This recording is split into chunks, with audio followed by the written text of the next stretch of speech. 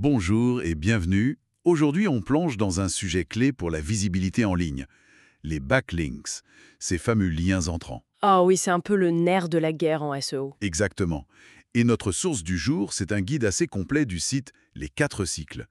Il souligne bien à quel point ces liens sont décisifs, que le site soit tout neuf ou déjà bien établi. Tout à fait. Mais la question, c'est comment on fait pour en avoir de bons liens? Et c'est là que les plateformes de netlinking entrent en jeu. Voilà. L'idée, c'est donc d'explorer un peu ces plateformes.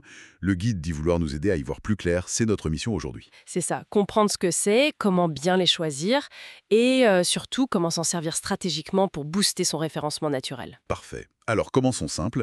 Une plateforme de netlinking, c'est quoi au juste? Une sorte de supermarché du lien? Ah, on peut voir ça comme ça? En gros, oui. C'est un service en ligne qui fait le lien, si j'ose dire, entre ceux qui ont des sites web, les éditeurs, et ceux qui cherchent à obtenir des backlinks, donc les annonceurs. D'accord. Et l'intérêt principal, c'est quoi? Bah, le gain de temps surtout. C'est énorme. Fini de passer des heures, voire des jours à chercher des sites partenaires potentiels, à les contacter un par un. Je vois. On a tout sous la main. Exactement. On accède à un catalogue souvent très large, de sites variés, et, point important, on a généralement des infos sur leur santé SEO, leurs métriques. Le guide parle de transparence sur les métriques, de gestion centralisée. Ça a l'air pratique, mais bon, il doit y en avoir plein de ces plateformes.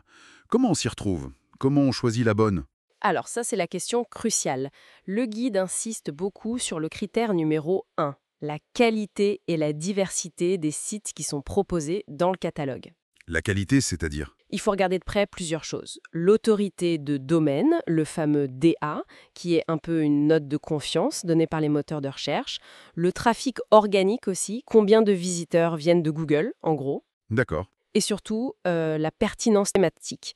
Un lien depuis un site qui parle de cuisine n'aura pas le même impact pour un site de plomberie, même si le site de cuisine est très populaire, tu vois. Logique, oui. Le contexte compte. Et au-delà du catalogue lui-même, il y a les outils, les fonctionnalités de la plateforme. Oui, tout à fait. Le guide mentionne les filtres de recherche avancés pour trier les sites selon ces critères, les métriques détaillées fournies, bien sûr, et il insiste sur un point technique. Ah oui, j'ai vu ça. La personnalisation des encres de lien. Le texte sur lequel on clique. Le guide dit que ça peut améliorer l'efficacité jusqu'à 30%. C'est pas rien. Ah non, c'est énorme. Ça montre bien que ce n'est pas juste acheter un lien. La façon dont il est intégré, le texte choisi, tout ça c'est fondamental. Pouvoir maîtriser ça, c'est clé. D'accord. Et il y a d'autres services parfois. Aide à la rédaction, suivi. Oui, certaines plateformes proposent ça, un coup de main pour rédiger l'article qui contiendra le lien ou un accompagnement plus personnalisé. Ça dépend des offres et puis bien sûr il y a la question. Du prix. J'allais y venir.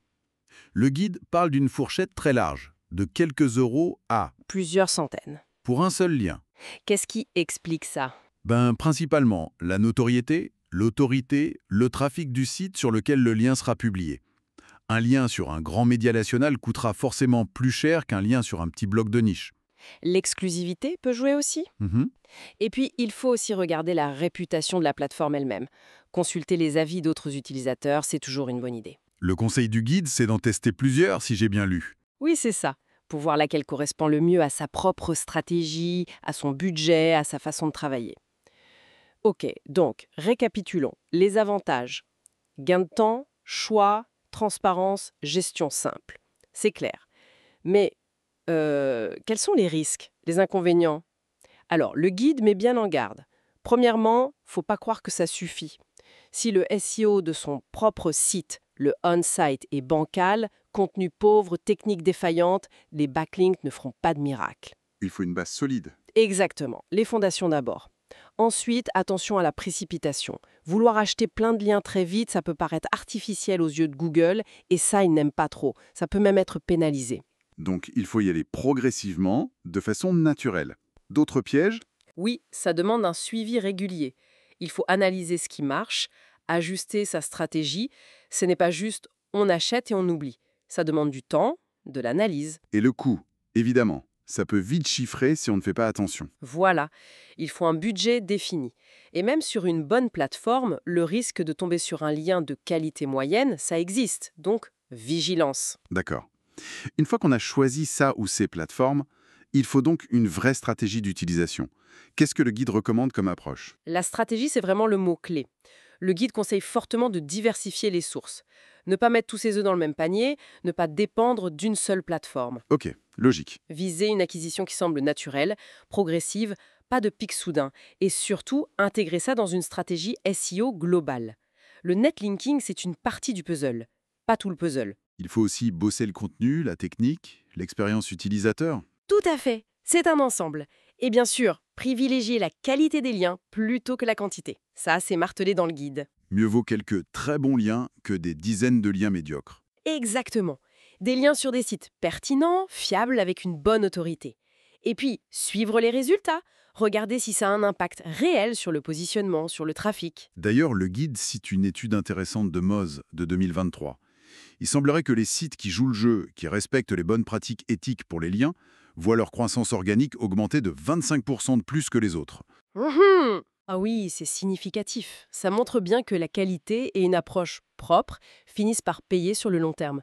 Ce n'est pas juste pour éviter les sanctions, c'est vraiment plus performant. C'est un excellent point. Donc, pour résumer, bien choisir sa plateforme, c'est regarder la qualité des sites, les outils, le prix, la réputation. Et bien l'utiliser, c'est miser sur la qualité avant la quantité, la diversification, une croissance naturelle et voir ça comme une partie d'un tout SEO plus large. C'est parfaitement résumé. Avoir ces éléments en tête, ça permet vraiment d'utiliser ces outils puissants de manière efficace et d'éviter les erreurs qui peuvent coûter cher en temps et en argent. Absolument. Et pour finir, une petite question qui me vient en lisant tout ça. Au-delà du choix de la plateforme, de l'obtention technique du lien, comment on s'assure vraiment que le contexte éditorial, la page où le lien est placé, sa qualité réelle, renforce vraiment notre crédibilité, notre autorité perçue, et que ce n'est pas juste, une transaction SEO un peu vide de sens? C'est une excellente question pour la réflexion finale. Comment aller au-delà de la simple métrique pour viser un impact qualitatif réel? Ça ouvre le débat.